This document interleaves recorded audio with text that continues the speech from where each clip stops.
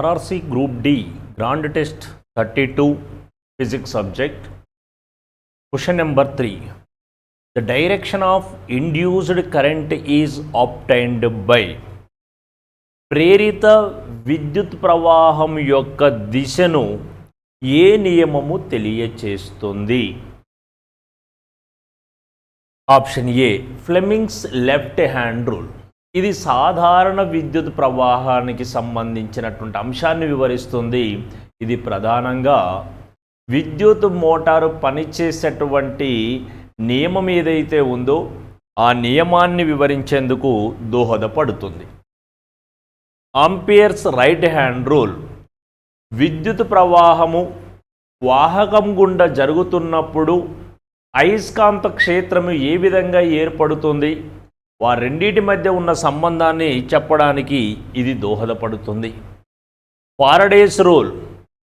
విద్యుత్ ప్రవహిస్తున్న ఒక తీగ చుట్టకు అయస్కాంతాన్ని దగ్గరగా తెచ్చినప్పుడు లేదా ఒక్కసారిగా దూరంగా జరిపినప్పుడు లేదా అయస్కాంతాన్ని అలాగే ఉంచి తీగ చుట్టను ముందుకు లేదా వెనక్కి వేగంగా కదిల్చిన సందర్భంలో ఏర్పడేటువంటి సత్సంబంధాలను వివరిస్తుంది ఈ నియమం. మనల్ని అడిగిన ప్రశ్న ప్రేరిత విద్యుత్ ప్రవాహము లేదా ప్రేరిత కరెంటును ఏ నియమం వివరిస్తుంది అన్నప్పుడు అది ఫ్లెమింగ్స్ యొక్క కుడి చేతి నిబంధన వివరించడం జరుగుతుంది. So option D is the correct one.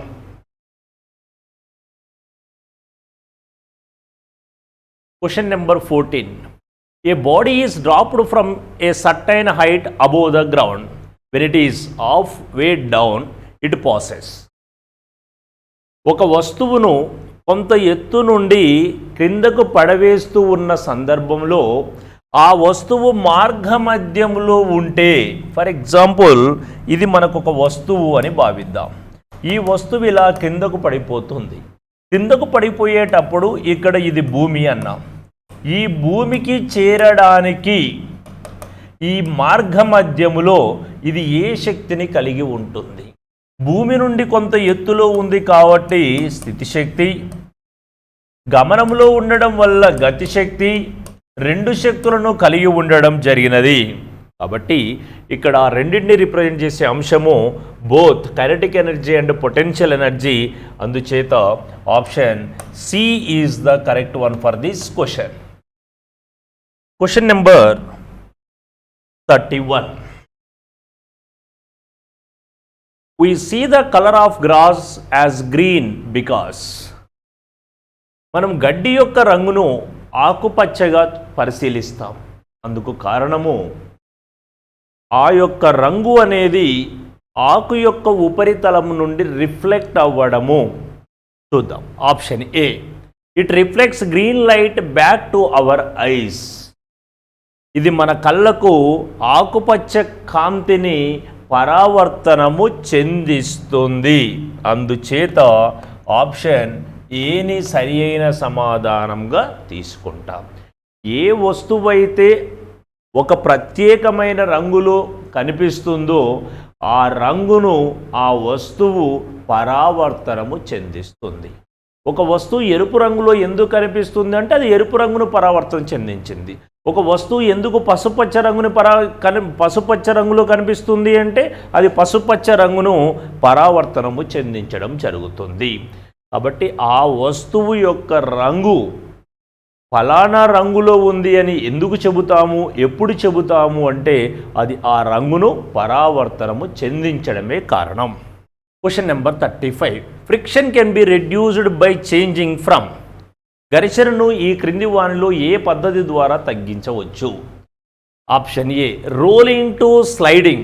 Rolling అనేది మిగతా ఘర్షణలన్నింటికంటే తక్కువ. స్లైడింగ్ అనేది దొర్లుడు ఘర్షణ కన్నా ఎక్కువ. మొత్తం మనకు ఘర్షణలు ఎన్ని? 3 రకాల ఘర్షణలు: స్థైతిక ఘర్షణ, గతిక ఘర్షణ, దొర్లుడు ఘర్షణ. ఇది ఎఫ్ఎస్ అనేది ఎఫ్కే కన్నా ఎక్కువ, ఎఫ్కే అనేది ఎఫ్ఆర్ కన్నా ఎక్కువ. మరి ఎఫ్ఎస్ కన్నా ఎఫ్కే ఎక్కువ కదండి, అంటే అర్థం ఏమిటి? గతిక ఘర్షణలో తక్కువ ఉంటుంది. అదే ఎఫ్కే గ్రేటర్ దాన్ ఎఫ్ఆర్ అంటే దొర్లుడు కన్నా గతిక ఎక్కువ. మరి దీన్ని ఇలా మార్చినప్పుడు రోలింగ్ ఫ్రిక్షన్ను స్లైడింగ్ ఫ్రిక్షన్గా మారిస్తే ఘర్షణ బలము పెరుగుతుంది. బట్ మనల్ని అడుగుతున్నది ఏంటి? ఘర్షణను తగ్గించే విధానము అని అడిగారు. కాబట్టి ఇది సరి అయిన ఆన్సర్గా మనము చూజ్ చెయ్యలేము. నెక్స్ట్ వన్, జారే ఘర్షణ ఏదైతే ఉందో దాన్ని దొర్లుడు ఘర్షణగా మార్చడం. స్లైడింగ్ టు రోలింగ్, ఎస్, అంటే దీన్ని కాస్త ఇలా మారుస్తున్నాం, అంటే ఫలితంగా ఫ్రిక్షన్ ఏమవుతుంది? తగ్గుతుంది. కాబట్టి ఆన్సర్ ఇక్కడ బి అనేది కరెక్ట్, సరైనది తీసుకోవాలి. Next one, potential energy to kinetic energy. ఆ ఎనర్జీకి ఇక్కడ ఉన్నటువంటి ఈ యొక్క ఘర్షణకు సంబంధం లేదు. డైనమిక్ టు స్టాటిక్, అంటే గతికలో ఉన్నటువంటి దాన్ని ఇంకా స్థైతికంగా మారిస్తే ఇంకా ఘర్షణ పెరుగుతుంది. మనల్ని ఘర్షణ తగ్గించే పద్ధతి ఏమిటి అని అడిగారు. కాబట్టి ఎక్కువ ఘర్షణ ఉన్న దానిని ఇంకాస్త తగ్గించాలి, అంటే గతిక ఘర్షణ అనేది దొర్లుడు ఘర్షణ కన్నా ఎక్కువ ఉంటుంది. అదే దొర్లుడు ఘర్షణలోకి మారుస్తుంది, ఫలిత ఘర్షణ తగ్గిపోతుంది. Question number 53. The conversion of a solid directly into its vapour is called. ఒక ఘన పదార్థాన్ని నేరుగా వాయు రూపంలోకి మార్పు చెందించే ప్రక్రియను ఏమంటారు? ఆప్షన్ ఏ ఎవాపరేషన్, బాష్పీభవనం, అంటే ద్రవ స్థితిలో ఉన్న పదార్థము వాయు స్థితిలోకి మారడాన్ని బాష్పీభవనం అంటారు. కాబట్టి ఇది సరి అయిన సమాధానం కాదు. మనకేమడిగారు? ఘన నుంచి వాయు స్థితికి అన్నారు. దీనికి సంబంధించి నేర్చుకునే సందర్భంలో ఘన స్థితి అండి, ద్రవ స్థితి, వాయుస్థితి అని 3 స్థితులను మన నిత్య జీవితంలో పరిశీలిస్తాం. ఘనస్థితి నుండి ద్రవస్థితిలోకి మార్పు చెందడాన్ని ఏమని పిలుస్తారు? ద్రవీభవనము అంటారు. ద్రవీభవనం. ద్రవస్థితిలో నుండి ఘనస్థితిలోకి మార్పు చెందడాన్ని ఏమంటారు? ద్రవస్థితిలో నుండి ఘనస్థితిలోకి మార్పు చెందే ఈ ప్రక్రియను ఘనీభవనము అంటారు. గడ్డ కట్టడం, ఫ్రీజింగ్ అంటాము. ద్రవస్థితిలో ఉన్న ఒక పదార్థము నేరుగా వాయుస్థితిలోకి మారడాన్ని బాష్పీభవనము అంటారు.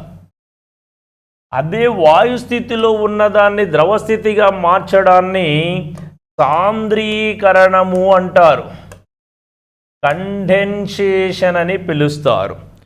మరి ఇక్కడ వాయుస్థితిలో ఘనస్థితి నుండి వాయు కానీ వాయు నుండి ఘనానికి కానీ నేరుగా మారే ప్రక్రియను ఉత్పతనం అంటారు. ఘన టు వాయు, వాయు నుండి ఘన ఏ రకంగా మార్పు చెందిన అటువంటి ప్రక్రియను సబ్లిమేషన్, ఉత్పతనం అంటారు. అందుచేత option D is the correct one for this question. Question number 81. On applying a constant force to a body it moves with uniform. వస్తువుపై స్థిరమైన బలాన్ని ప్రయోగించినప్పుడు అది ఏకరీతితో కదులుతుంది. అనగా వస్తువుపై స్థిరమైన బలాన్ని ప్రయోగిస్తే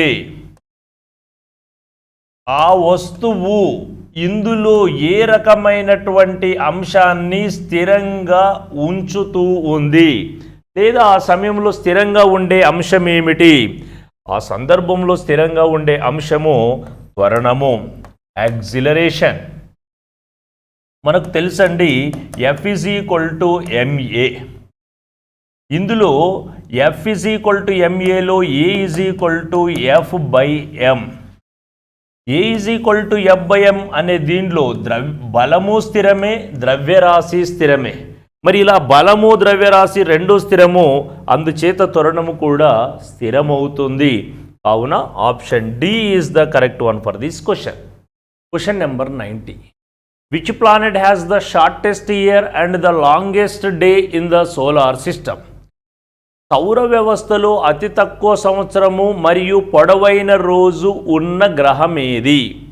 అతి తక్కువ సంవత్సరము అంటే సూర్యుని చుట్టూ తిరగడానికి పట్టే కాలము తక్కువగా ఉన్నది. మరి సూర్యుని చుట్టూ తక్కువగా తక్కువ సమయంలో పరిభ్రమణం చెందగలిగేటువంటి గ్రహం ఏది? సూర్యుడు, తర్వాత బుధుడు, శుక్రుడు, భూమి,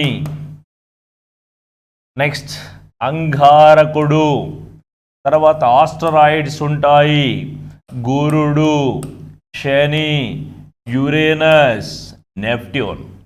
ఇది ఒకసారి సూర్యుని చుట్టూ తిరగాలి అంటే దీనికి కేవలం 88 రోజులు మాత్రమే పడుతుంది. కాబట్టి ఇక్కడ మనకి శుక్రుడు తిరగాలి అంటే ఏం కావాలి? 225.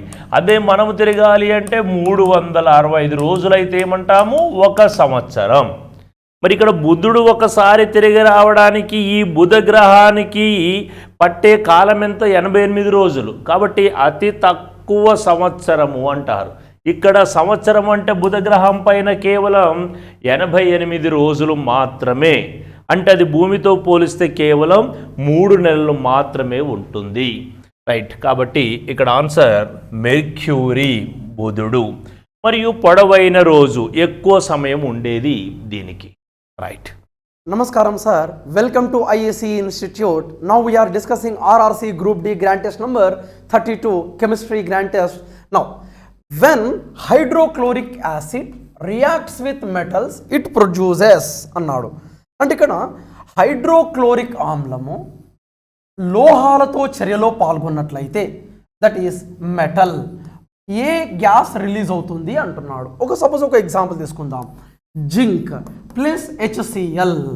Now HCl means H plus Cl -1.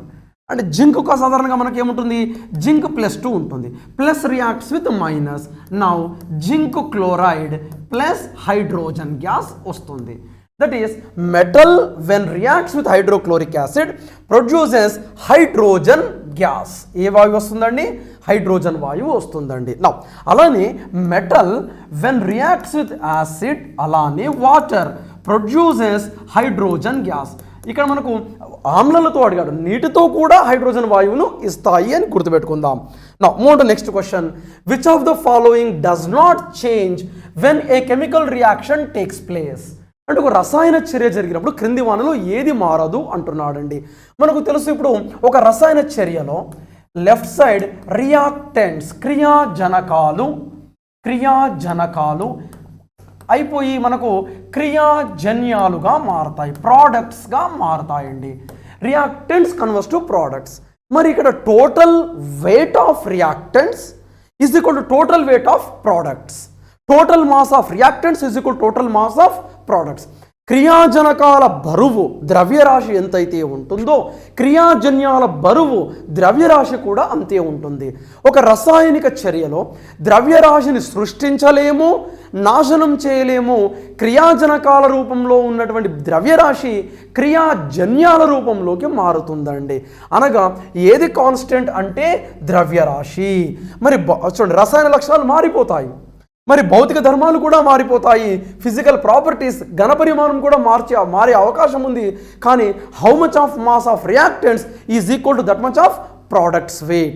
అంటే క్రియాజనకాల ద్రవ్యరాశి ఈజ్ ఈక్వల్ టు క్రియాజన్యాల బరువు. ద్రవ్య నిత్యత్వ నియమం అంటారు. లా ఆఫ్ మనకు ఉంటుంది, మనకు law of conservation of energy, శక్తి నిత్యత్వ నియమం. శక్తిని సృష్టించలేము, శక్తిని నాశనం చేయలేము. అలానే శక్తి నిత్యత్వ నియమం స్థానంలో ద్రవ్య నిత్యత్వ నియమం. ద్రవ్యాన్ని సృష్టించలేం, ద్రవ్యాన్ని నాశనం చేయలేం. క్రియాజనకాల రూపంలో నుంచి క్రియాజన్యాల రూపంలోకి మారుతూ ఉంటుంది. Now move to next question sir. The elements commonly present in artificial fertilizers. అంటే కృత్రిమ ఎరువుగా సాధారణంగా మనకు NPK ఎరువు అని మనం చాలాసార్లు చదివి ఉంటాం. నైట్రోజన్, ఫాస్ఫరస్, పొటాషియం ఎరువు. అనగా నైట్రోజన్ మరియు ఫాస్ఫరస్తో పాటుగా ఇంకేముంటుంది అంటే పొటాషియం, అనగా కాలియం, లాటిన్ భాష కాలియం అనగా NPK అనేది ప్రధానంగా ఎరువులో ఉండే మూలకాలండి. మరి మీతో చూడండి, కాల్షియం ఎరువులలో ఉండదు, అలానే బేరియం ఉండదు, సోడియం కూడా ఉండే అవకాశం లేదు. నా more next question sir. Which one of the following was to be discovered first in chromosphere of the sun? అంటే ఇక్కడ సూర్యునిలో మొట్టమొదటిసారిగా కనుగొనబడినటువంటి మూలకం ఏది అంటే హీలియం అండి. దాదాపుగా 18th సెంచరీలో కనుగొనడం జరిగింది. జాన్సన్ అనే శాస్త్రవేత్తనండి. ఎక్కడ కనుక్కున్నాడంటే ఈ సూర్యగ్రహణం జరిగేటప్పుడు దీని యొక్క స్పెక్ట్రమ్ తీసినప్పుడు అందులో ఎల్లో లైన్ కనబడ్డది. ఆ ఎల్లో లైన్ సంబంధించిన సమాచారం హీలియం అని కనుగొనడం జరిగింది. మనకు జాన్సన్ అనే సైంటిస్ట్ ఎక్కడ నుంచి ఈ సూర్యగ్రహణాన్ని పరిశీలించారు అంటే మన ఆంధ్రప్రదేశ్ రాష్ట్రంలోని గుంటూరు జిల్లా నుంచి పరిశీలించడం జరిగింది. అంటే ఇక్కడ గుంటూరు జిల్లాలో కనుగొనబడినటువంటి మూలకం ఏది అంటే హీలియం అని చెప్తూ ఉంటాం. అనగా హీలియం సూర్యుని యొక్క మనకు క్రోమోస్పియర్లో క్రోమో ఆవరణంలో ఇది కనుగొనడం జరిగింది. సూర్యగ్రహణం జరిగేటప్పుడు అందులో ఎల్లో లైన్ కనబడ్డది. ఇది ఎక్కడి నుంచి వచ్చిందా అని జాన్సన్ అనే సైంటిస్ట్ రీసెర్చ్ చేసి హీలియంను కనుగొనడం జరిగిందండి. Which of the following glass used to the manufacture of electrical bulb and I glasses. మనకు సాధారణంగా బల్బు గాజు అలానే మన కంటికి సంబంధించిన గాజు సాధారణంగా మనం ప్లింట్ గాజును ఉపయోగిస్తాం. అనగా ఏదండి ప్లింట్ గాజు, ప్లింట్ గ్లాస్ అంటే ట్రాన్స్పరెంట్ గ్లాస్ అండి. ప్లింట్ అంటే ప్రింట్ వచ్చినట్లుగా కనపడాలి అని గుర్తుపెట్టుకుందాం. మరి అదే పైరెక్స్ గాజును మనం సాధారణంగా టెస్ట్ ట్యూబుల తయారీకి యూస్ చేస్తారు. మరి అదే హాట్ గ్లాస్ను సాధారణంగా మనం బీకర్ల తయారీకి యూస్ చేస్తూ ఉంటామండి. అంటే ఇక్కడ ఆన్సర్ ఏదండి plinth glass. Move to next question sir. చూడండి ఇక్కడ diesel oil is preferred for heavy load vehicles because అంటే ఇక్కడ డీజిల్ అన్నది మనకు పెట్రోల్తో పోలిస్తే ఇక్కడ పెట్రోల్కి పికప్ ఎక్కువ ఉంటుందండి. అంటే పెట్రోల్ ఇంజన్ పికప్ ఎక్కువ ఉంటుంది. మరి డీజిల్ ఇంజన్ ఏంటంటే హెవీ లగేజ్ అంటే ఎక్కువ లగేజ్ని మోసుకొని వెళ్ళే engine, heavy luggage carrying engine. Petrol engine ఏమో పికప్ ఎక్కువ ఉంటుంది, అంటే ఎక్కువ బరువును మోసుకెళ్ళలేదు. కానీ డీజిల్ ఇంజన్ మాత్రం ఎక్కువ బరువును మోసుకెళ్తుంది. అలానే మళ్ళీ ఎకనామికల్ కూడా కాబట్టి హయ్యర్ ఎఫిషియన్సీ అండ్ ఎకానమీ, అధిక సామర్థ్యం, అలానే మనకు తక్కువ ఖర్చు అవుతుంటుంది. తక్కువ దాంతో పోలిస్తే రేట్ దీనికి తక్కువ. Right, move on to next question sir. కానీ డీజిల్ ఇంజన్లో సల్ఫర్ అనేది మనకు డీజిల్ ఇంజన్ నుంచి సాధారణంగా సల్ఫర్ డయాక్సైడ్ అనే కాలుష్యం విడుదలవుతుంది. మరి అదే పెట్రోల్ ఇంజన్ నుంచి మనం సాధారణంగా లెడ్ అనే కాలుష్యం విడుదలవుతుంది.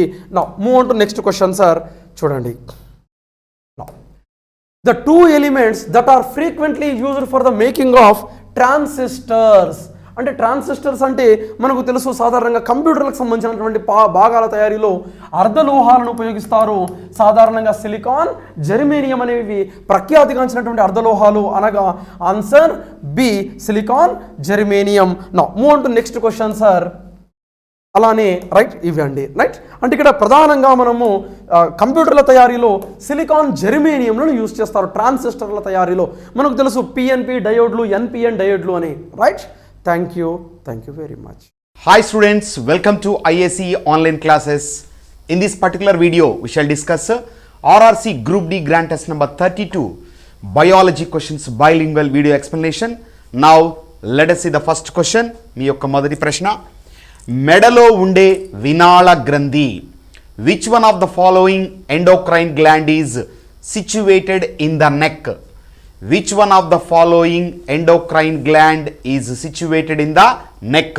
మెడలో ఉండే వినాళ గ్రంథి. ఏ ప్యాంక్రియాస్, క్లోమం, B thyroid, C pituitary, D అధివృక్క గ్రంథి adrenal gland. So if you take these glands names, all these are endocrine glands. ఈ మొత్తము కూడా ఏమని పిలుస్తాం? వీటిని వినాళ గ్రంథులు అని పిలుస్తారు. మరి ఈ యొక్క వినాళ గ్రంథులు ఏం చేస్తాయి? ప్రత్యేకించి హార్మోన్లను తయారు చేస్తాయి. Okay, then first of all what is meant by a gland? A gland is nothing but a tissue. So గ్రంథి అనగా అర్థము ఒక కణజాలం. ఈ కణజాలం ఏం చేస్తుంది? రెండు రకాల రసాయనాలను తయారు చేస్తుంది. ఒక రకమైన రసాయనాలను ఎంజైమ్స్ అంటాము, మరొక రకమైన రసాయనాలను హార్మోన్స్ అని పిలుస్తారు. But remember, both enzymes and hormones are made up of proteins. Okay, now the gland that excrete, that releases enzymes are nothing but exocrine glands, and the glands that produce hormones are called endocrine glands. So ఎంజైమ్లను స్రవించు గ్రంథులను నాళ గ్రంథులు అని పిలుస్తారు, లేదా exocrine గ్రంథులు అంటారు. ఉదాహరణకు కాలేయము, liver, pancreas, క్లోమము, లాలాజల గ్రంథులు, salivary glands, all these are examples for exocrine glands. తర్వాత ఏవైతే హార్మోన్లను తయారు చేస్తాయో వాటిని ఏమంటాము ఎండోక్రైన్ గ్లాండ్స్ లేదా అంతఃస్రావి గ్రంథులు లేదా వినాళ గ్రంథులు. Okay, for that best example you can take thyroid, pituitary, adrenal gland, okay, and gonads both in male and female. In the male testis and females ovaries, then the thyroid, parathyroid, islets of Langerhans in the pancreas. All these are together called as what? Endocrine glands, vinala grandhuluga pilustam. Now if you take these glands position, definitely you could understand or you could answer any kind of question which is going to be appeared in the examination. So మనకు వీటి position కరెక్ట్గా అర్థమైతే డెఫినెట్గా we can answer any question.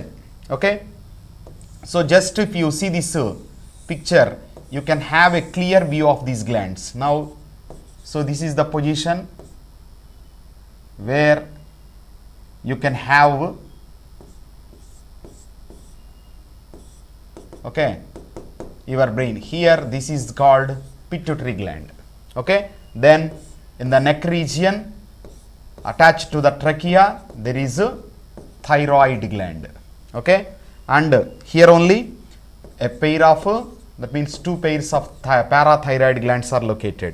Then you can have another gland which is attached to this sternum or urosthi అని పిలుస్తాం దీన్ని. ఇక్కడ ఒక గ్లాండ్ ఉంటుంది, this is called thymus gland. Okay, then if you just take the stomach, so at this corner you can have clomum, pancreas ఉంటుంది. pancreas లో islets of Langerhans పుటికలు ఉంటాయి. islets of Langerhans పుటికలు. then on the top of each kidney a pair of adrenal glands. Okay, so this is, then in the case of male testis, in the case of female ovaries. Okay, so this is the position of the endocrine gland situated in the human body. Clear? This is pituitary gland, దీన్ని పీయూష గ్రంథి అంటాం. తర్వాత thyroid gland మెడ ప్రాంతంలో దానికి attach అయ్యి parathyroid glands, then thymus gland, then జీర్ణాశయానికి దిగువగా స్టమక్కు దిగువగా క్లోమ గ్రంథిలో ఉన్నటువంటి ఐలెట్స్ ఆఫ్ లాంగర్హాన్స్, దెన్ ఒక్కొక్క కిడ్నీ పైన టోపీలాగా ఉన్నటువంటి అధివృక గ్రంథులు, నెక్స్ట్ పురుషులలో ఉండేటటువంటి ముష్కాలు, స్త్రీలలో ఉండేటటువంటి స్త్రీ బీజకోశాలు. Clear? So these are the all endocrine glands which are situated in the human body. Now let us see the question. మెడలో ఉండే వినాళ గ్రంథి అంటున్నాడు. Which one of the following endocrine gland is situated in the neck? So in the neck region what is present? Thyroid is present. So the answer for the question option B, thyroid gland. And where is pituitary gland is present? Underneath the brain. So మెదడు కింది భాగంలో హైపోథలామస్కు ఆనుకొని ఒక కాడలాగా ఇది అమరి ఉంటుంది. Then where is this pancreas is present? Pancreas is present on the left side, just beneath the stomach. Okay, next where is this adrenal gland is present? Adrenal gland is present in the abdomen, at the back of the abdomen. So పొట్ట యొక్క వెనుక భాగం లేదా ఉదర భాగం యొక్క వెనుక మూత్రపిండాలకు పైన ఒక టోపీ ఆకృతిలో ఉన్నటువంటివే these adrenal glands on top of each kidney. Okay, so here answer is option B for the question. Okay, remember all these glands location and the names of those endocrine glands. వినాళ గ్రంథుల యొక్క పేర్లు, వాటి యొక్క స్థానము మనకు చాలా చాలా important examination point of వ్యూలో. Okay, next question. Entomology is the study of. Entomology అధ్యయనాన్ని ఏమంటాము? So birds, insects, fossils, fungi, పక్షులు, కీటకాలు, శిలాజాలు, శిలీంధ్రాలు. ఓకే, సో ఇక్కడ మనం తీసుకుంటే the study of birds is called ornithology. Okay, పక్షుల యొక్క అధ్యయనాన్ని ఏమంటాం? ఆర్నిథాలజీ. పక్షుల యొక్క అధ్యయనాన్ని ornithology. And the study of insects is called entomology. Okay, and the study of fossils is called paleontology. Okay, paleontology. Then the study of fungi is called mycology. శిలీంధ్రాల అధ్యయనాన్ని mycology అంటాము. శిలాజాల అధ్యయనాన్ని పేలియంటాలజీ అని పిలుస్తారు. మరి ఇక్కడ ఎంటమాలజీ అన్నాడు. Then answer is option B, insects కీటకాలు. Okay, so entomology means the study of insects. Clear? Next question, what are the changes in our surrounding that makes us respond to them called? మన చుట్టుపక్కల జరిగే మార్పుల వలన మనలో ప్రతిస్పందన తీసుకువస్తే దానిని ఇలా పిలుస్తారు. A respiration, B excretion, C stimuli, D reproduction. So A శ్వాసక్రియ, బి విసర్జన, సి ఉద్దీపన, డి పునరుత్పత్తి. మరి ఇక్కడ తీసుకుంటే anything that brings out a response in our body is nothing but a stimulus. Okay, so what do you mean by a stimulus? A stimulus is nothing but the change that అక్కర్ in the external parameter of the living organism, very close environment. Okay, చాలా దగ్గరగా ఉన్నటువంటి పరిసరాలలో ఏదైనా మార్పు జరిగి అది మనలో గనక ప్రతిస్పందన సృష్టిస్తే లేదా ప్రతిస్పందన తీసుకొస్తే దాన్ని ఏమంటాము? స్టిమ్యులస్, ఉద్దీపన అని పిలుస్తారు. Okay, so this stimulus, according to the stimulus or intensity of the stimulus our response will be there. మన యొక్క ప్రతిస్పందన అనేటటువంటిది ఉంటుంది. Okay, for example when bright light falls on your eyes, అధిక తీవ్రత గల కాంతి మన కళ్ళ మీద పడింది అనుకోండి, వెంటనే కళ్ళని ఏం చేస్తాం? క్లోజ్ చేస్తాం. సో ఇక్కడ లైట్ అనేటటువంటిది స్టిమ్యులస్ అయితే then this closing of eyes is nothing but the response.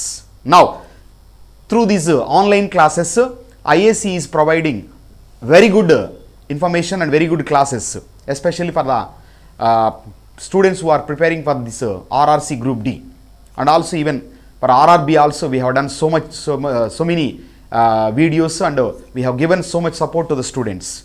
Now మరి దానికి రెస్పాన్స్ ఎలా ఉంటుంది? That is stimulus. అంటే ఆ వీడియోస్ని ప్రొడ్యూస్ చేయడం కానీ ఆ వీడియోస్ని అందించడం కానీ. సో దానికి రెస్పాండ్ ఏం చేస్తున్నాం? We are encouraging by accepting the classes. మరి వాటిని మనం తీసుకొని వాటి ప్రకారం మనం ప్రిపేర్ అవుతూ వీఆర్ అచీవింగ్ దట్ సక్సెస్. మరి దాన్ని ప్రతిస్పందనగా చెప్తారు. ఓకేనా? ఇక్కడ క్లాసెస్ అనేవి ఉద్దీపన అయితే వాటిని వినడం, వాటికి రెస్పాండ్ అవ్వడం, వాటి ప్రకారం మనం చదువుకోవడం అనేటటువంటిది ప్రతిస్పందన, రెస్పాన్స్ అవుతుంది. Okay, so A change in the external parameter that creates response in the living organism is nothing but stimulus. దాన్ని ఏమంటాము? ఏదైనా వెరీ క్లోజ్ అంటే చాలా అతి సన్నిహితంగా ఉన్నటువంటి పరిసరాలలో, జీవి యొక్క పరిసరాలలో ఏదైనా మార్పు జరిగి జీవిలో ప్రతిస్పందన గనక తీసుకొస్తే దానిని ఏమంటారు?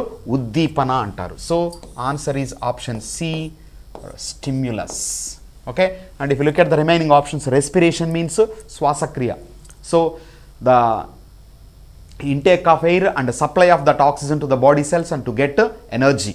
సో మనం ఆ గాలిలో ఉన్నటువంటి ఆక్సిజన్ తీసుకొని అది శరీర కణాలకు అందించి శరీర కణాల్లో ఏర్పడినటువంటి కార్బన్ డైఆక్సైడ్ బయటకు పంపడం ద్వారా శక్తిని ఉత్పత్తి చేసుకునే ప్రక్రియను respiration. Then if you take విసర్జన, ఎక్స్క్రీషన్ తీసుకుంటే so sending out of the body the excess or waste components present in the body. So మన శరీరంలో తయారయ్యేటటువంటి అదనపు వ్యర్థాలను, అదనపు పదార్థాలను బయటకు పంపడాన్ని విసర్జన అంటాము. అండ్ ద రీప్రొడక్షన్ మీన్స్ ప్రత్యుత్పత్తి. Here again one organism produces another living organism. So తనను పోలిన మరొక జీవిని తయారు చేయడాన్ని ప్రత్యుత్పత్తి అని పిలుస్తారు. Answer for the question option C, ఉద్దీపన, stimulus. Next, what is the normal blood volume is in human adult? వయోజన మానవునిలో సాధారణ రక్త ఘన పరిమాణం. A 1 litre, B 3 litres, C 5 litres, D 7 litres. So సాధారణ రక్త ఘన పరిమాణం, everybody knows this answer for this question. So 5 లీటర్లు. Okay, so 5 litres of blood is present in the adult human beings. Next question, among the following environmental pollutants which one leads to the occurrence of acid rain? క్రింది పర్యావరణ కాలుష్య కారకాలలో ఆమ్ల వర్షము సంభవించడానికి దారితీస్తుంది.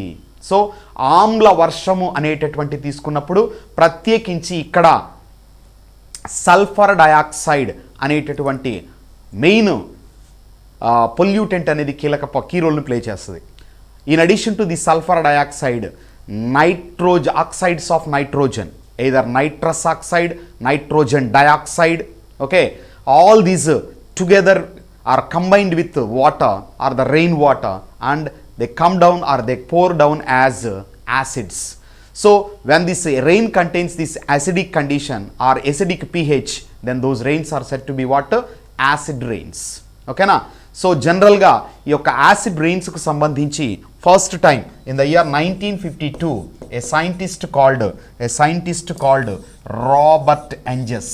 So మొట్టమొదటిగా ఆమ్ల వర్షాలకు సంబంధించి ఓకేనా వివరణ ఇచ్చినటువంటి శాస్త్రవేత్త ఎవరు అంటే Robert ఎంజెస్.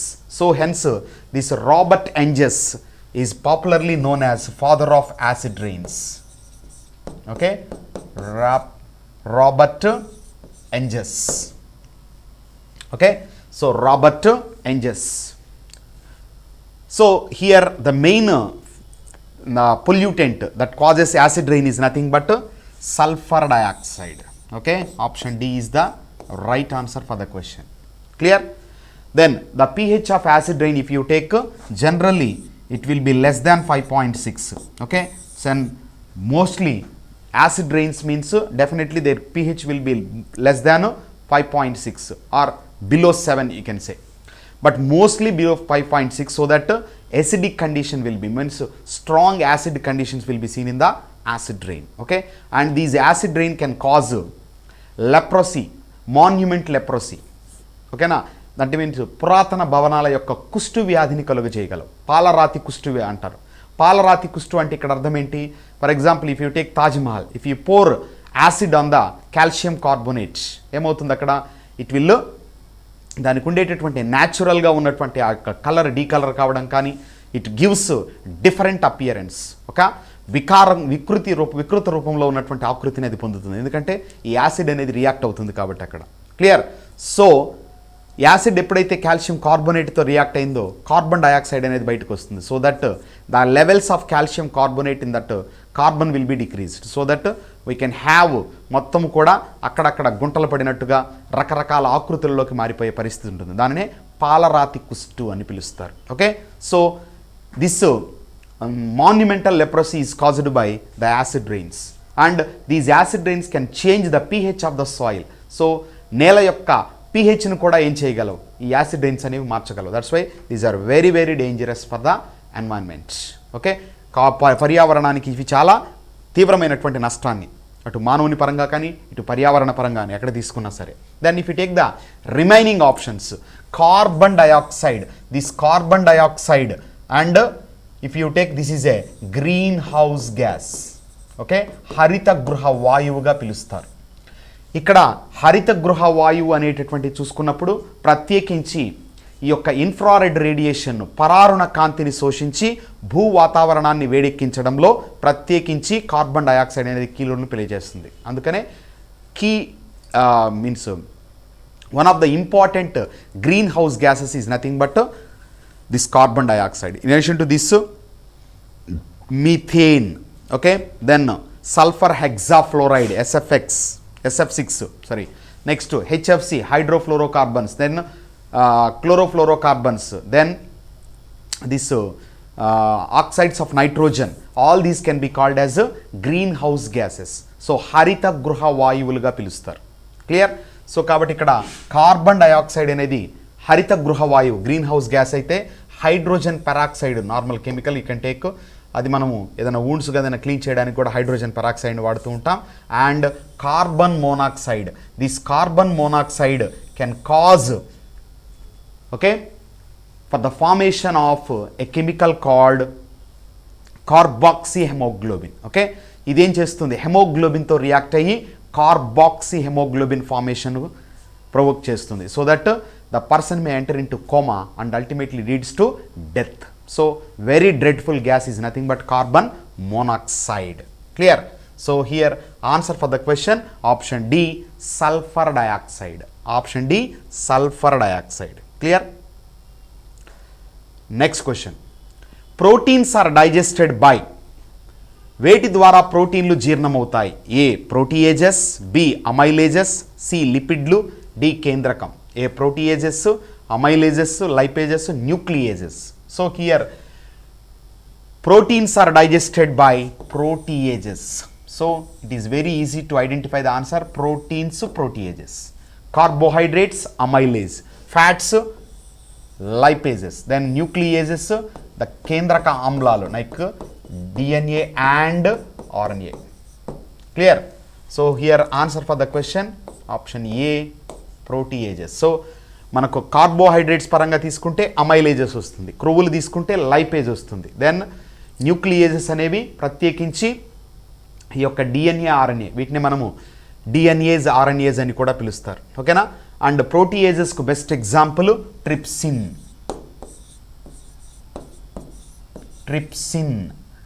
Chymotrypsin,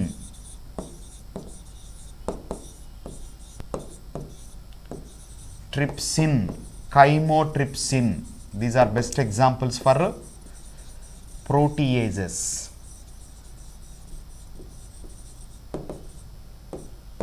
Okay, so answer is option A. Then depletion of ozone layer causes. Depletion of ozone layer. First of all, what is meant by depletion? So ozone పొర క్షీణత అంటే అర్థం ఇక్కడ ఏంటి, ఓజోన్ యొక్క మందము తగ్గడం. ఓకే, ఓజోన్ ఎలా form అవుతుంది? This ozone is formed by the combination of a O2 molecule with O2 atom that results in the formation of a O3 molecule. Okay, so O3 ఎలా ఫామ్ అవుతుంది? మరి ఇక్కడ ozone క్షీణత అంటే అర్థం ఏమవుతుంది? O3 becomes O2 plus O. So this decrease in that depth, the thickness of the ozone only called as what? Depletion of ozone. దీన్ని మనం ఓజోన్ పొరకు రంధ్రం పడడం అని కూడా పిలుస్తారు. Generally this ozone can be measured in Dobson units. Dobson ప్రమాణాలలో వీటిని కొలవడం జరుగుతుంది. ఓకే, సో ఇక్కడ డాబ్సన్ యూనిట్స్ పరంగా చూసుకున్నప్పుడు ప్రత్యేకించి Dobson, okay, Dobson units, Dobson ప్రమాణాలలో కొలుస్తారు. సో ఓజోన్ను డాబ్సన్ ప్రమాణాలలో కొలవడం జరుగుతుంది. మరి ఈ ఓజోన్కు సంబంధించి తీసుకున్నప్పుడు 1987 సెప్టెంబర్ 16న ఓజోన్ పొరకు సంబంధించినటువంటి ఒక ఇంటర్నేషనల్ ప్రోటోకాల్ని తయారు చేశాడు. That is called Montreal protocol. Montreal protocol.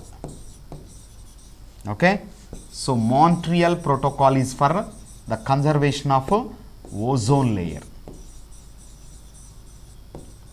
So some of the gases like hydrofluorocarbons, chlorofluorocarbons ఇలాంటి వాటి యొక్క స్థాయిని తగ్గించుకోవడం ద్వారా ఓజోన్ పొరను రక్షించుకోవడంలో భాగంగా ఏర్పడినటువంటి ఒక అంతర్జాతీయ ఒప్పందాన్ని మాంట్రియల్ ప్రోటోకాల్ అంటారు. సెప్టెంబర్ 16ను ప్రతి సంవత్సరం ఏం చేస్తాం? ఓజోను దినోత్సవంగా జరుపుకుంటాం. ఓకే, నౌ ఓజోన్ పొర క్షీణిస్తే ఏమవుతుంది? The UV rays, ultra violet rays will reach the earth surface and they causes skin cancer. So చర్మ క్యాన్సర్ను కలిగిస్తాయి. ఓకేనా. సో ప్రత్యేకించి ఇక్కడ చూసుకున్నప్పుడు చర్మ క్యాన్సర్ను కలిగించే లక్షణము ఈ యొక్క అతినీల లోహిత కిరణాలు అల్ట్రా వైలెట్ రేస్కు ఉంటుంది. But we are so lucky since this ozone is there in order to cover the entire planet as a blanket. మొత్తం భూమండలాన్ని ఒక దుప్పటిలాగా కప్పి రక్షిస్తూ ఓజోను అనేటటువంటి ఉండడం ద్వారా మనకి యొక్క అతినీల లోహిత కిరణాల బారి నుంచి మనల్ని మనం కాపాడుకోగలుగుతున్నాం. Okay, and if you take the remaining options, blood cancer. Blood cancer means increase in the number of bloods in the increase in the number of cells in the blood. So white blood cells తీసుకున్నప్పుడు leukaemia మనకు వస్తుంది. Lung cancer కానీ, తర్వాత breast cancer. And this breast cancer is one of the most commonest kind of cancer seen in the female. So స్త్రీలలో ప్రత్యేకించి చూసేటటువంటి క్యాన్సర్స్లో ఇది ఒక క్యాన్సర్.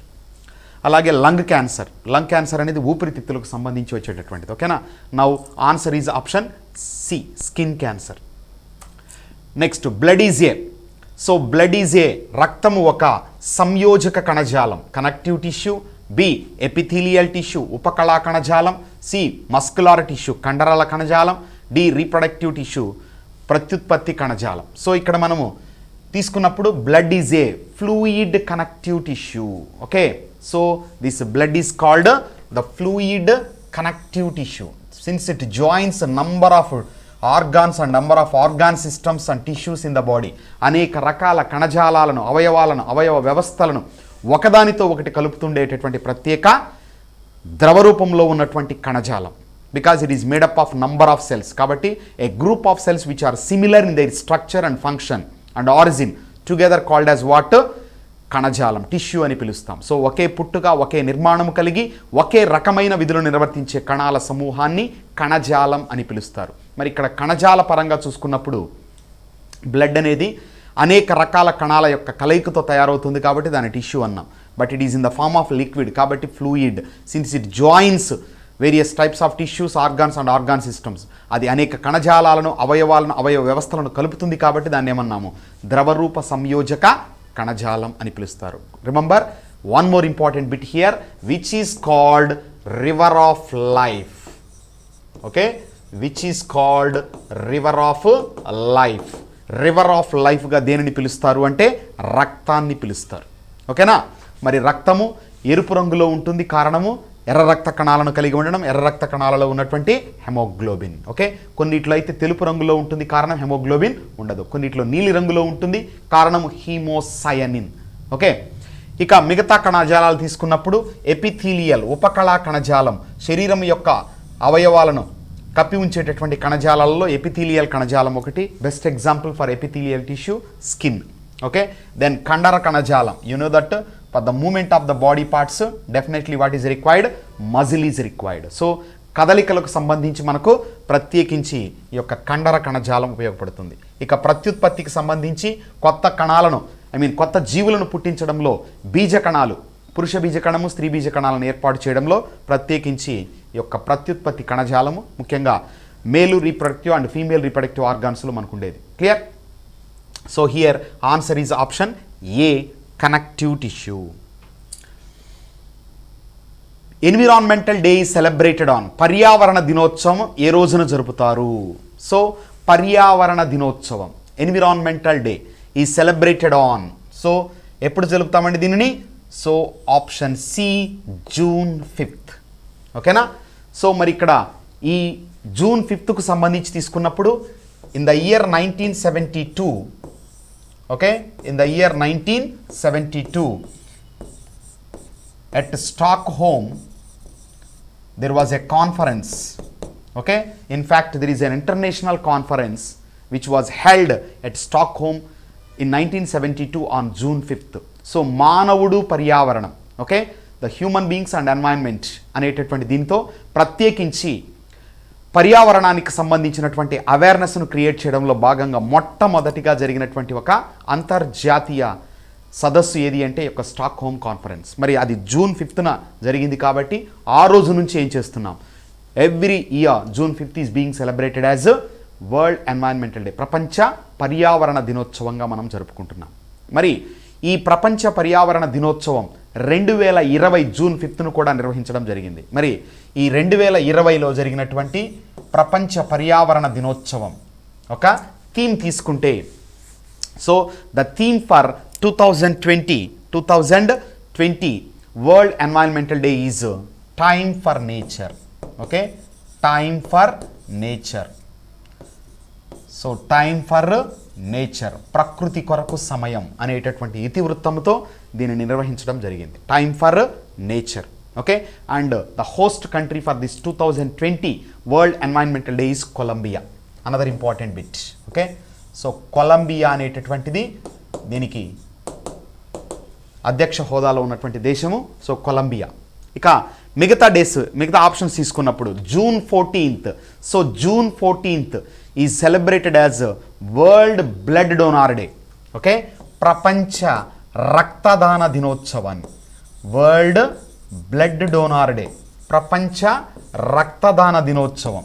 ఎందుకు దీనిని ప్రపంచ రక్తదాన దినోత్సవాన్ని ఆ రోజు జరుపుకుంటున్నారు అంటే, ఇక్కడ ప్రత్యేకించి మనం చూసుకున్నప్పుడు జూన్ 14th, ఓకేనా, June 14th is the birthday of Karl Landsteiner.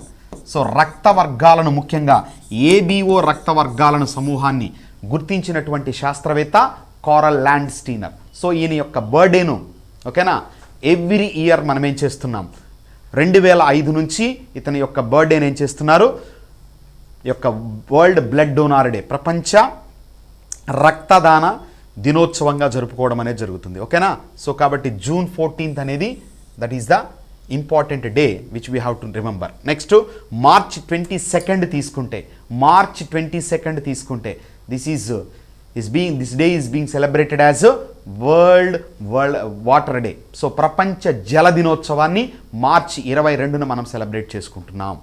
So ఈ మార్చి 22 పరంగా చూసుకున్నప్పుడు 1972లో స్టాక్హోమ్ కాన్ఫరెన్స్ జరిగితే దీని యొక్క ఎక్స్టెన్షన్గా exactly after 20 years, that is in the year 1992, okay, at Rio de Janeiro in Brazil another international conference was held.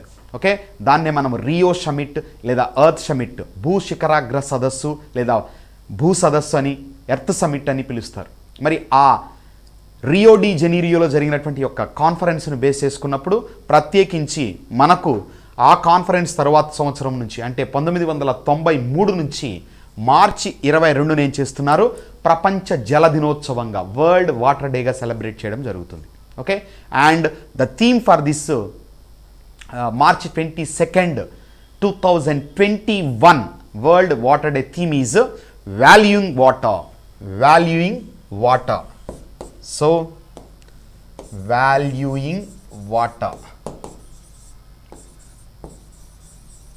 So, this is another important bit you have to remember. Valuing water అనేటువంటి థీమ్తో 2021 ప్రపంచ జల దినోత్సవాన్ని జరుపుకోవడం అనేది జరిగింది. మరి ఈ world water డేని ప్రపంచవ్యాప్తంగా జరుపుకోవడానికి ప్రధాన కారణం as per the UN report, okay, United Nations organizations ఇచ్చినటువంటి రిపోర్ట్ ప్రకారం చూసుకున్నప్పుడు there were 2.2 billion people who does not have access to, okay, safe water for drinking. So మంచి నీటిని తాగడానికి లేనటువంటి పరిస్థితులలో, దుర్భరమైన పరిస్థితులలో మోర్ దాన్ 2.2 బిలియన్ పీపుల్ అనేటి వాళ్ళు ఎక్కువగా బతుకుతూ ఉన్నారు. మరి వీరందరికీ కూడా మంచినీటిని అందించాలన్నటువంటి లక్ష్యంతో ఈ యొక్క వరల్డ్ వాటర్ డే అనేటటువంటిది కొనసాగుతుంది.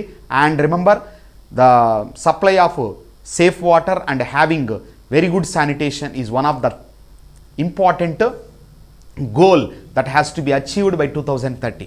సో 2030కి మనం సాధించాల్సినటువంటి సస్టైనబుల్ డెవలప్మెంట్ గోల్స్లో ఎస్డిజి అంటాం. ఓకే, సుస్థిర అభివృద్ధి లక్ష్యాలలో వన్ ఆఫ్ ద ఇంపార్టెంట్ లక్ష్యం కూడా ఇదే. కాబట్టి దానికి అనుగుణంగా మన కార్యాచరణ ఉండాలన్న ఉద్దేశంతో ఈ మార్చి 22nd, 2021 వరల్డ్ వాటర్ డే అనేది కొనసాగింది. ఓకేనా, ఇక December 1st, if you take this December 1st is being celebrated as world's AIDS day.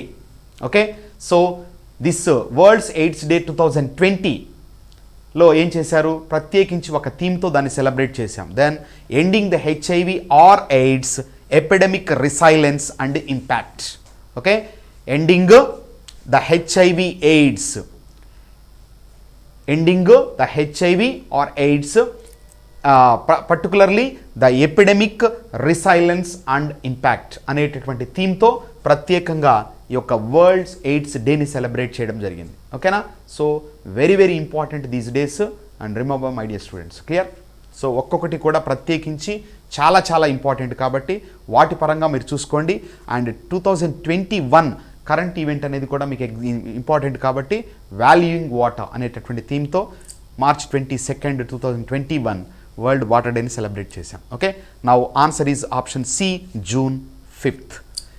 Next question, the hormone used as an oral contraceptive is, నోటి గర్భ నిరోధకంగా ఉపయోగించే హార్మోన్. So it is nothing but progesterone.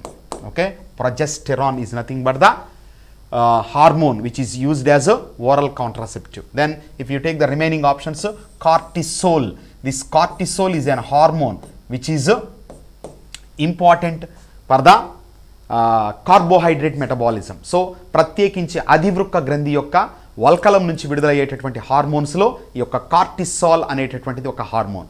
Okay, ఈ hormone అయినటువంటి cortisol ఏం చేస్తుంది, ప్రత్యేకించి కార్బోహైడ్రేట్ల జీవక్రియలో పాలు పంచుకుంటుంది. Then if you take the testosterone which is a male sex hormone responsible for the development of the male secondary sexual characters. పురుషులలో ద్వితీయ లైంగిక లక్షణాలకు కారణమవుతుంది. Then if it come to the aldosterone,